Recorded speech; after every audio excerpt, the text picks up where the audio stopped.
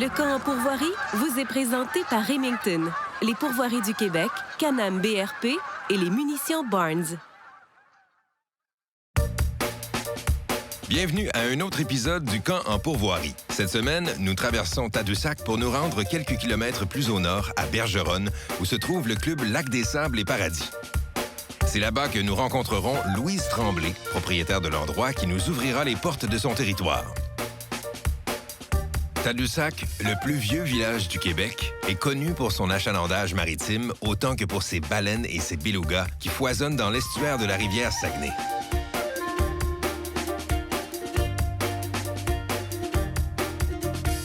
Cependant, la porte d'entrée vers la Côte-Nord peut aussi se targuer de la grande beauté de ses paysages qui attirent des milliers de visiteurs bon an, mal an.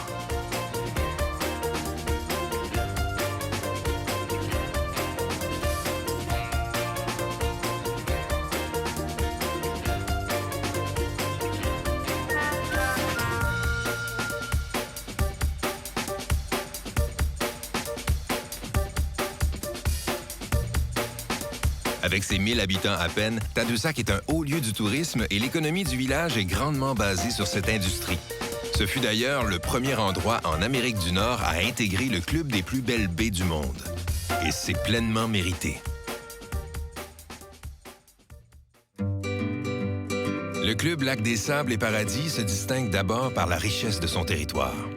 Huards, perdrix et lièvres s'offrent à la vue des visiteurs au moment même où ils mettent les pieds à la pourvoirie. À vrai dire, il est difficile de circuler sur les chemins sans devoir s'arrêter pour laisser le passage à l'une ou l'autre de ces petites bêtes. La gélina tupée se reproduisant au printemps, la chasse n'est pas permise durant la saison chaude.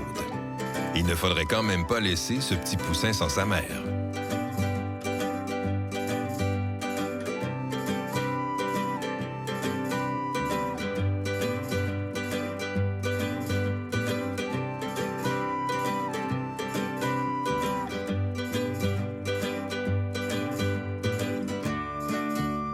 Les canards, quant à eux, se sentent très confortables dans les lacs nombreux et poissonneux de la pourvoirie. Sur le territoire de 100 km² sont répartis plus de 50 plans d'eau regorgeant d'ombles de fontaine et d'ombles chevaliers.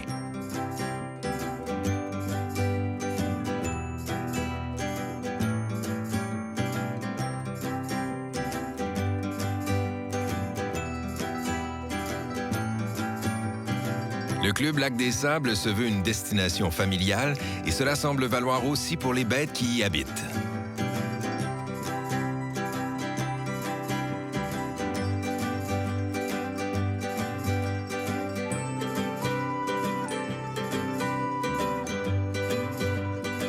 Malgré toute la faune qui foisonne au club, les visages les plus fréquents à rencontrer sont incontestablement ceux des lièvres.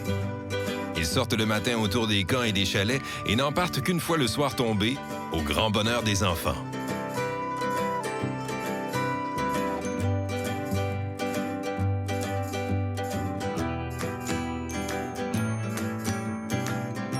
Et ne vous laissez pas berner par leur air attachant. Ces sacripants n'hésiteraient pas à s'emparer de la nourriture que vous auriez malencontreusement laissé traîner sur le perron de votre chalet.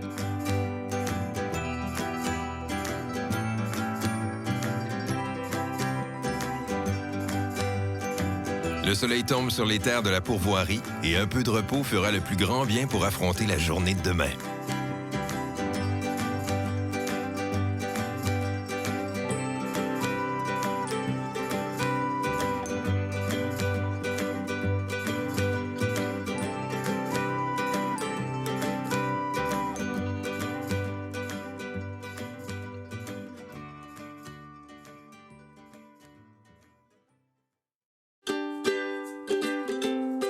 Un soleil magnifique s'est levé sur le club et nous n'en demandions pas plus pour partir à la découverte des lacs de la pourvoirie. Si quelques plans d'eau sur le territoire contiennent de l'omble chevalier, la plupart sont peuplés d'ombles de fontaine ou truites mouchetées. Et c'est elles que nous tenterons de leurrer ce matin.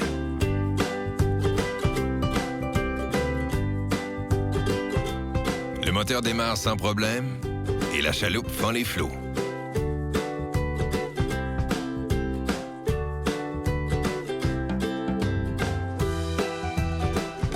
Un bon appâtage fait dans les règles de l'art et la pluie qui se met de la partie, C'est le petit coup de pouce dont nous avions besoin pour récolter notre première mouchetée de la journée.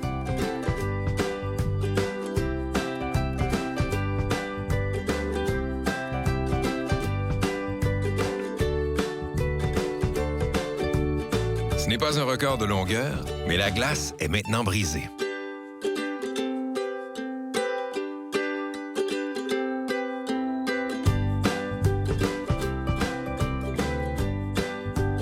La valse est commencée tandis qu'un deuxième poisson fait plier la canne.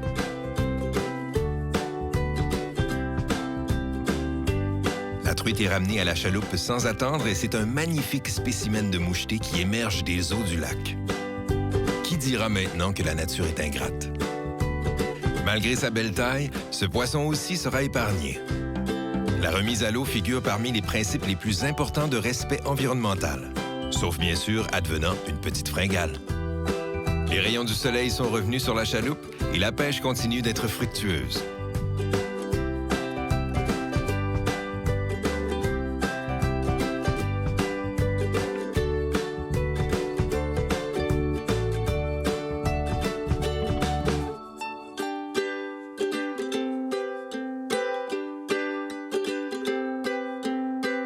La mouchetée est la truite la plus commune dans les cours d'eau du Québec. Et bien qu'elle soit délicieuse à prêter aux petits oignons, elle est aussi très belle à observer dans son milieu naturel.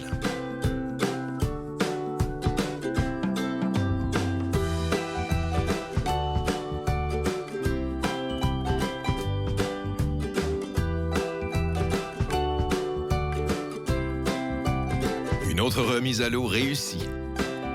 Bilan de la matinée, des truites et du plaisir.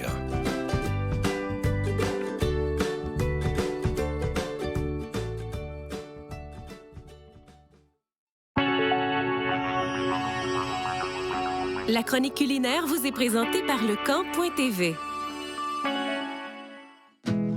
Pour la recette de cette semaine, prenez tout d'abord des côtes de porc, retournez-les et fendez la membrane blanche à l'aide d'un couteau.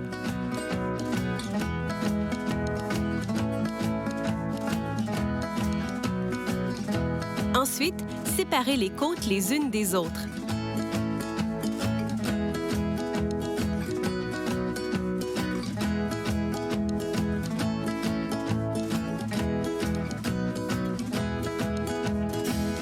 Prenez maintenant 250 ml de sucre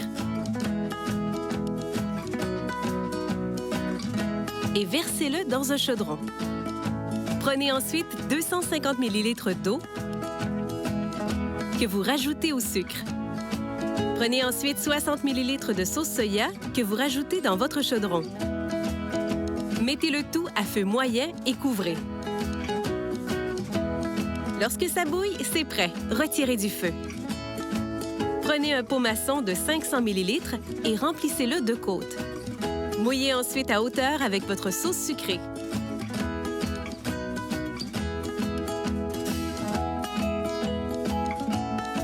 Coupez grossièrement 2-3 gousses d'ail. Déposez-les dans le pot. Ajoutez un peu de piquant et fermez le pot. Mettez-le 50 minutes dans un chaudron d'eau bouillante. Lorsque c'est prêt, il ne vous reste plus qu'à déguster à même le pot ces excellentes côtes de porc pour emporter.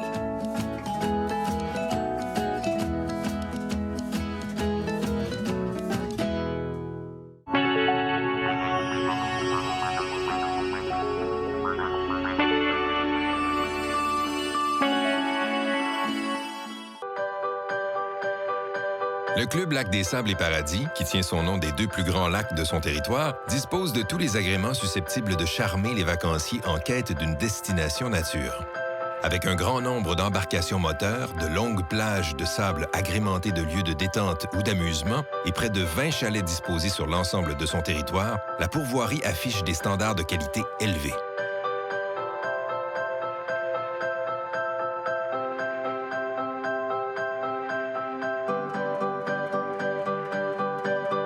La Sablière, le restaurant de l'établissement, fait la fierté de la pourvoyeuse depuis des dizaines d'années.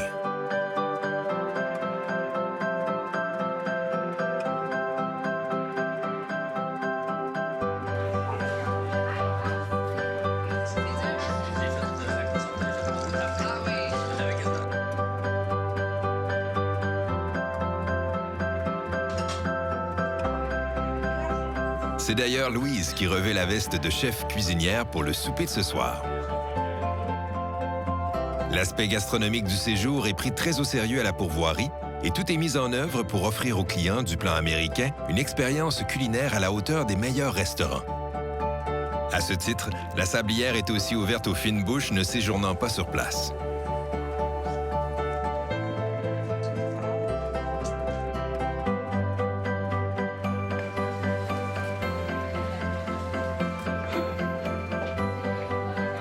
Service flexible, menu varié et excellent choix de vin. Voilà ce qui attend les convives à la table de Louise Tremblay et son équipe.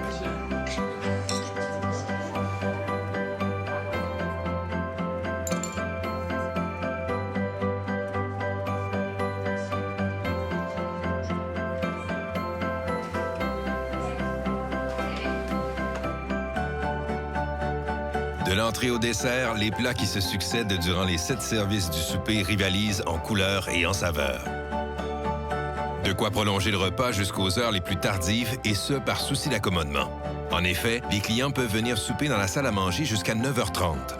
Une bonne chose pour les chasseurs d'ours qui peuvent rester très longtemps dans leur installation en été lorsque le soleil se couche vers 9h du soir.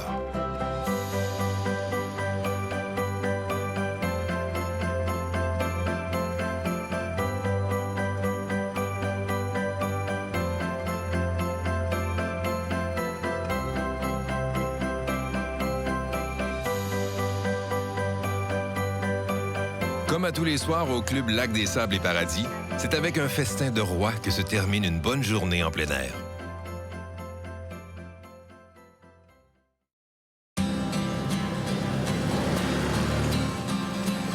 La tête et l'estomac encore pleins du régal d'hier soir, nous partons avec Louise, sa fille Moira et Anne-Marie pour une autre matinée de pêche sous le soleil de la Haute-Côte-Nord.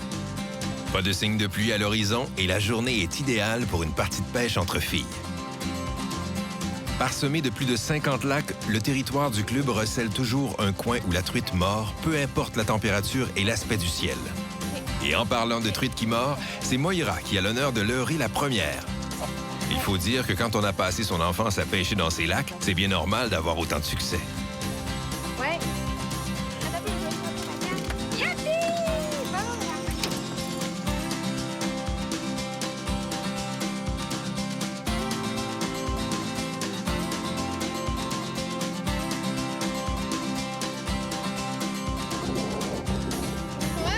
Un petit sourire pour la photo.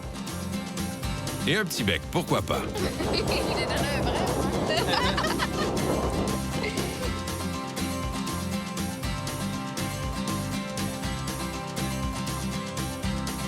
Même dans les jours les plus chauds de l'été, la qualité de pêche se maintient dans les lacs du club. Mais qu'il fasse chaud ou pas, la pourvoyeuse trouve toujours le tour de déjouer ses propres truites. La palme du plus bel omble de Fontaine lui revient pour l'instant. Et c'est reparti pour la maîtresse des lieux qui ramène un spécimen d'une très belle coloration dans le bateau. Hey, c'est de la belle truite. Il y a de quoi sourire. Hey, que Dieu monte jaloux.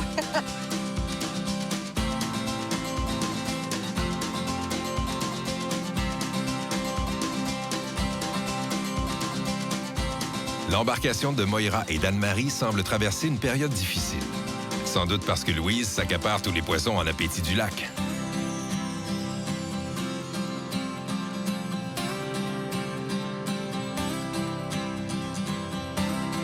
C'est un feu roulant pour la pourvoyeuse qui enchaîne les prises.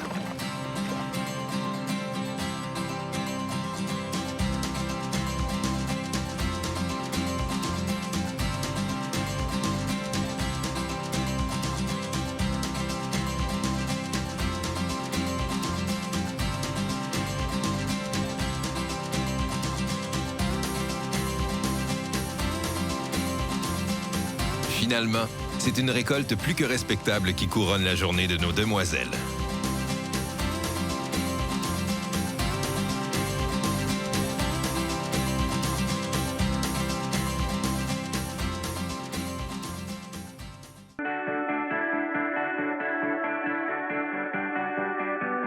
Impossible de passer par le Club Lac des Sables et Paradis sans s'aventurer dans les interminables sentiers qui sillonnent le territoire. Ceux-ci constituent un véritable paradis pour les amateurs de randonnée en véhicule tout-terrain. Couvrant l'ensemble du territoire jusqu'aux lacs les plus éloignés, le réseau sentier permet de plonger au cœur de la beauté sauvage du secteur dans lequel est située la pourvoirie. Il est d'ailleurs possible d'établir un tracé d'expédition à l'avance avec le personnel du club. Tout au long du parcours se succèdent des points de vue à couper le souffle sur les plans d'eau et la forêt du site. Comme celui-ci.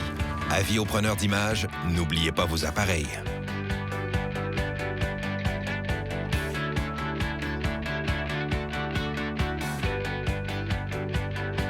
Évidemment, tous les clients de la pourvoirie peuvent emporter leur propre véhicule tout-terrain ou leur bicyclette, s'ils veulent nouer un contact plus intime avec la faune et la flore de l'endroit.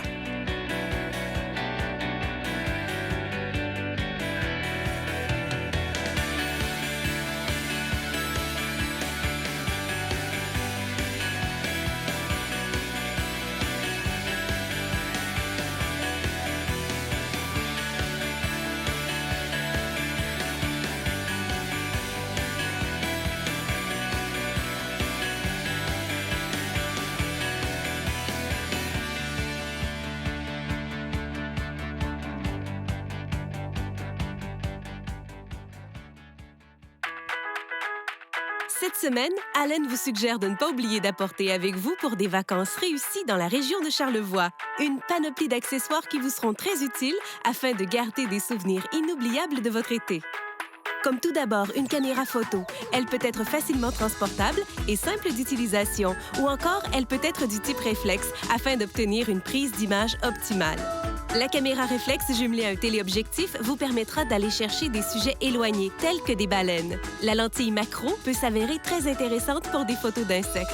Le grand angle vous donnera quant à lui un tout autre point de vue, peu importe le sujet. Les caméras vidéo sont de plus en plus compactes. Simples d'utilisation, elles peuvent être jumelées à un boîtier sous-marin qui vous permettra de filmer vos poissons dans leur habitat naturel.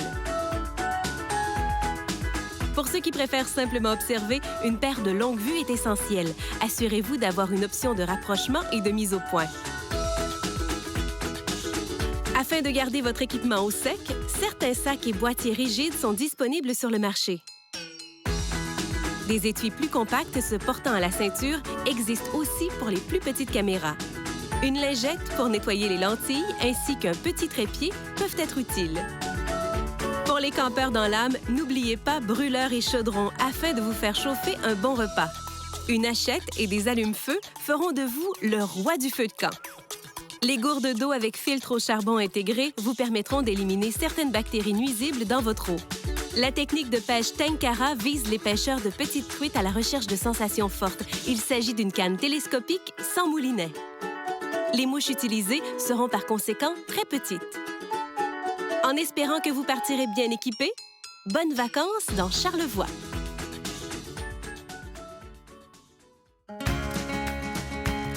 Nous retrouvons notre trio de pêcheuses pour un dernier après-midi sur les eaux, cette fois du lac Paradis lui-même, second lac de la pourvoirie en termes de grandeur et parmi les deux seuls où évolue l'omble chevalier, familièrement appelé Char. Comme de raison, Louise ne fait ni une ni deux et se retrouve avec l'omble tant convoitée au bout de sa canne. Cette dernière n'entend pas se laisser faire. Ça mérite bien de se vanter un peu. La nageoire caudale fourchue du char est l'élément de son corps qui permet de le différencier le plus facilement de l'omble de fontaine qui peuple aussi le lac Paradis. Le succès de la pourvoyeuse se poursuit alors qu'une magnifique truite mouchetée lui saute carrément dans les bras. C'est presque trop facile. Malgré tout, Louise ne peut s'empêcher de faire miroiter son trophée aux yeux de ses deux camarades.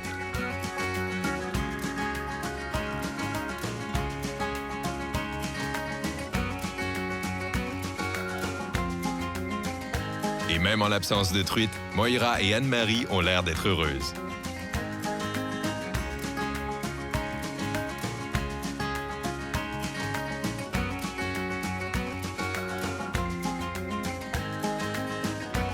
La lumière faiblit lentement sur l'eau du lac des Sables et c'est sur ces images de coucher de soleil que nous vous laissons cette semaine. Merci d'avoir été des nôtres et rendez-vous au prochain épisode du Camp en pourvoirie. D'ici là, allez jouer dehors.